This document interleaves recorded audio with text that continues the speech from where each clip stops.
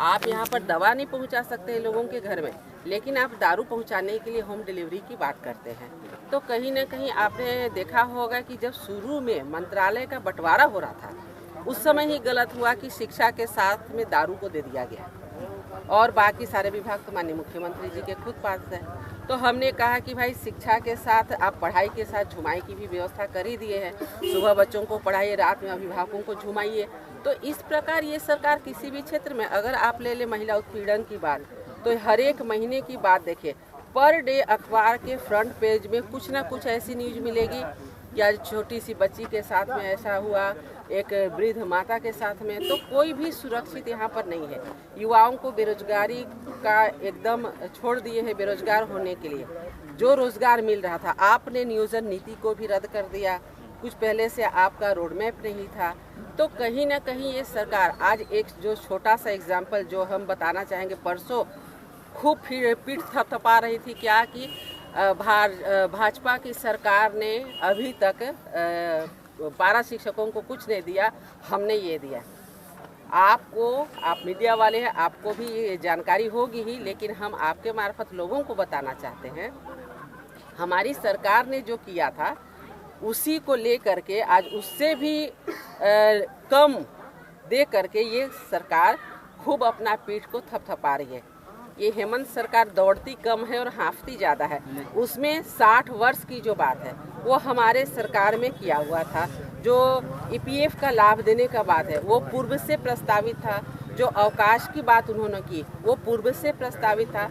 जो 4% हर एक साल बढ़ाने की बात आई तो महंगाई भत्ता के नाम पे 3% पहले से ही वो प्रस्तावित था। और साथ ही साथ मानदेय में बढ़ोतरी तो हम लोगों ने 50% से लेके 80% तक किया है, लेकिन ये सरकार 50% तक भी नहीं बढ़ोतरी करके आज क्या कहना चाहती है। दूसरी बात, पारा शिक्षकों ने एक ही मांग रखा था कि हमें चाहिए वेतनमान, लेकिन ये सरकार मानदेय दे करके और लोगों को आज आईवाश करने का काम की है। अब हम आपको मीडिया बोले या हम आपको प्रेस वाले बोले तो क्या फ़र्क पड़ता है। आज पारा शिक्षकों का आप सहायक अध्यापक, प्राध्यापक बोल दे, क्या दिक्कत होता है उससे? नाम बदलने से कुछ नहीं होता है। हमें लगा था कानूनी वैधता मिल गया ना। कानूनी वैधता कब नहीं थी और क्या मिली है, हमको बताएं, आप स्पष्ट करें। 60 साल तक आपको कोई नहीं निकाल सकता अगर आपके सेवा में किसी प्रकार की त्रुटि नहीं है। वो तो हमारी सरकार पहले कर चुकी थी। अभी सिर्फ इनका एक ही डिमांड था, वो था वेतनमान। तो आप वेतनमान पे आते, आप तो मानदेय पे आकर के रुक गए। तो आज चारों तरफ रोड जो हम लोगों ने बनाया उससे 1 इंच रोड नहीं बना है। बिजली की व्यवस्था जो थी सो आपने देखा होगा कि उस समय 0 कट बिजली हम लोग दे रहे थे। कम से कम 22 घंटा बिजली तो हर जगह मिलती थी।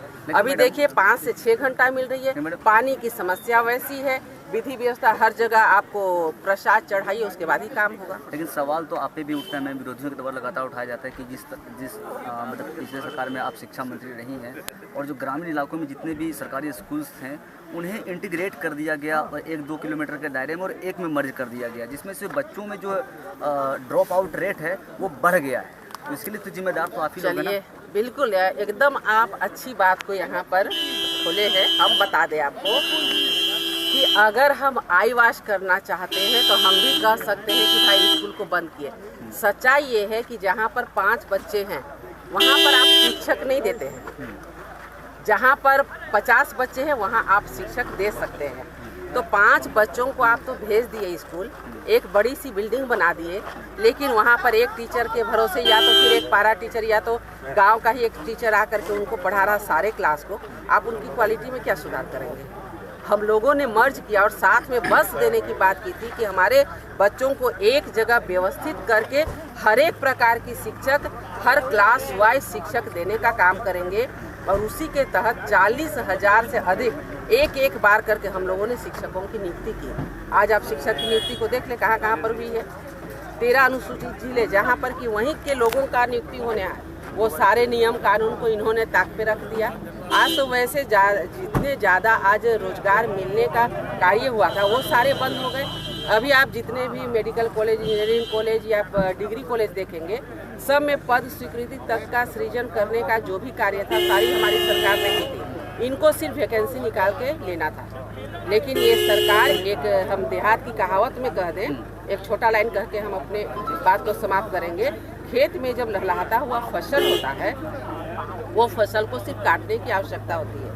लेकिन ये हेमंत सरकार उस लहलहाती हुई फसल को, अर्थात पूर्व सरकार के द्वारा, हमारी सरकार के द्वारा जो कार्य किए थे, अर्थात फसल लहला रही थी, उसे भी नहीं काट सकी। वो फसल वही खेत में झड़ करके बर्बाद हो गया। ये सरकार वो भी नहीं की। अगर पूर्व के कार्यों को सिर्फ बढ़ा दी रहती तो आज हमारा झारखंड की स्थिति काफ़ी अच्छी होती। आखिरी और छोटा सवाल मैम, क्योंकि आप गिरिडीह आए हुए हैं, आप कोडरमा से विधायक हैं, और गिरिडीह और कोडरमा में एक सबसे बड़ा लापरवाही ये नज़र आ रहा है कि जिस तरह से पत्थर का जो रात में ढुलाई